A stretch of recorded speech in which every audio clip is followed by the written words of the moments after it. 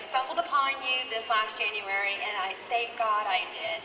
You wrote an article this last July 29th. I will never forget it. And there was an excerpt in the article that alarmed me, and not much surprises me anymore, regarding the swine flu and the military, implementing the military to help out.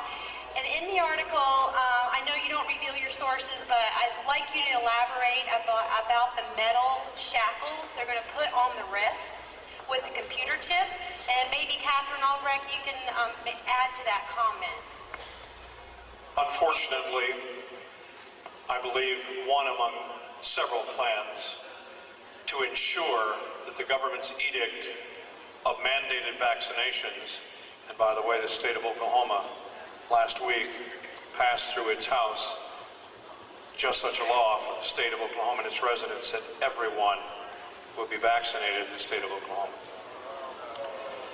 Now, having said that, there are also plans that will ensure that you do not freely travel, nor will you be able to really go anywhere without proof that you have had the vaccination at the point that the government mandates that certain levels of the population take the inoculation. When that happens, I have been told by state troopers across the country that there are plans ready to be implemented that would include roadblocks and choke points, as we call them, major interstate junctions around major cities and so forth, where the greatest number of people can be held until they are either prove their vaccination by papers, or in the case of a medical specialist in Milwaukee, Wisconsin, who told me that they had observed a semi-tractor trailer being unloaded at the hospital loading dock, pallets and pallets, scores of cases of metal bracelets that once put on would slip into a place and be either pegged in there with some kind of device to hold it in place, but the band was meant to be permanent.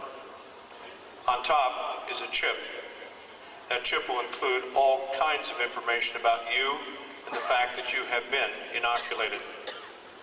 Now, this is one of several plans. It has not yet seen the light of day, but it is there. It's in readiness. You choose the poison.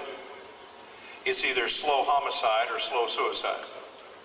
They're either going to kill you with the injection, or if you go up and say, sure, I just want to be able to go wherever I want to go, and you take it, to me, that's virtual suicide. Just slow motion suicide. So we've all talked about not getting the vaccination, that's clear, but you may not have a choice.